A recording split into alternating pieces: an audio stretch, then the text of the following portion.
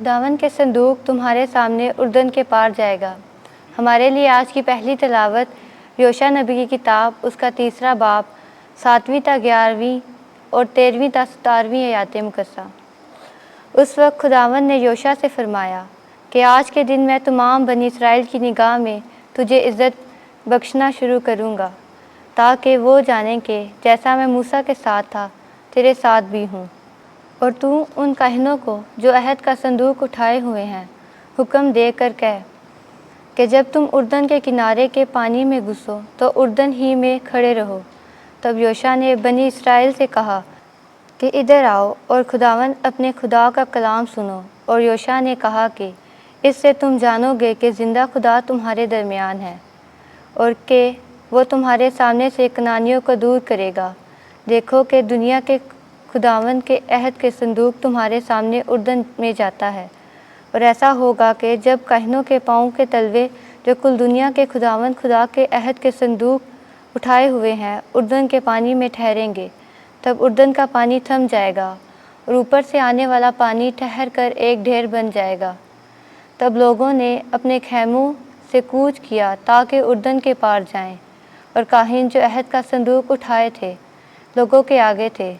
تو جب صندوق اٹھانے والے اردن میں گھسے اور صندوق اٹھانے والے کاہنوں کے پاؤں کنارے کے پانی میں ڈوبے، کیونکہ فصل کے تمام دنوں میں اردن اپنے کناروں کے اوپر سے بہتا ہے، تو پانی جو اوپر سے آتا تھا ٹھہر گیا، اور بہت لمبا سا ڈھیر شہر ادام کے قریب جو سرطان کے پاس ہے بن گیا، اور نیچے کا پانی جو عرابہ کے سمندر بحیرہ ملحہ کو جاتا تھا الگ ہو گیا۔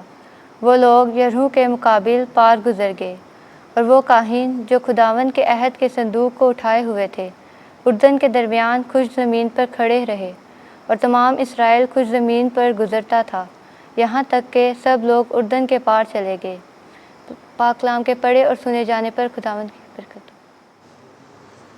زبور 114 جماعتی جواب۔ Hallelujah hallelujah.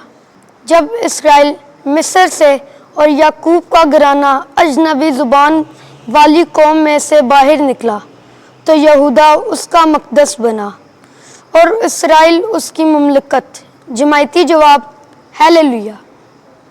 سمندر نے دیکھا اور باغ نکلا اور اردن پچھلی طرف بہنے لگا۔ پہاڑ مینڈوں کی مانند اور ٹیلے بھیڑ کے بچوں کی مانند اچھلے۔ جماعتی جواب۔ ہیلیلویا۔ اے سمندر تجھے کیا ہوا کہ تو باغ نکلا؟ اے اردن تجھے کیا ہوا کہ تو پچھلی طرف بہنے لگا؟ اے پہاڑوں تمہیں کیا ہوا کہ تم مینڈوں کی مانند اچھلے؟ اے ٹیلوں تمہیں کیا ہوا کہ تم بھیڑ کے بچوں کی مانند کودے؟ جماعتی جواب۔ ہیلیلویا۔ خداوند آپ کے ساتھ ہو۔ انجیل مقدس متی کے مطابق اے خداوند تیری تمجید ہو۔ 18واں باب 21ویں آیت سے 19ویں باب کی پہلی آیت تک۔ میں تجھے کہتا ہوں 7 بار نہیں بلکہ 7 کے 70 دفعہ معاف کر۔ ایک دن پطرس نے یسوع کے پاس آ کر اس سے کہا کہ اے خداوند کتنی دفعہ میرا بھائی میرا گناہ کرے اور میں اسے معاف کروں؟ کیا 7 دفعہ تک؟ یسوع نے اس سے کہا میں تجھ سے یہ نہیں کہتا کہ 7 دفعہ بلکہ 7 دفعہ کے 70 بار تک۔ اس لیے آسمان کی بادشاہی اس بادشاہ کی مانند ہے جس نے اپنے خادموں سے حساب لینا چاہا، تو جب حساب لینے لگا تو اس کے سامنے 10,000 کنتال کا قرض دار حاضر کیا گیا، اور جب اس کے پاس ادا کرنے کو کچھ نہ تھا، اس لیے اس کے آقا نے حکم دیا کہ یہ اور اس کی بیوی اور بال بچے اور سب کچھ جو اس کا ہے بیچا جائے اور قرض وصول کر لیا جائے۔ مگر اس خادم نے گر کر اس کی منت کی اور کہا میرے بارے میں صبر کر اور میں تجھے سب ادا کروں گا۔ اس خادم کے آقا نے طرز کھا کر اسے چھوڑ دیا اور قرض اسے بخش دیا۔ مگر جب وہ خادم باہر نکلا تو اس کے ہم خدمتوں میں سے ایک اسے ملا جس پر اس کے 100 دینار آتے تھے۔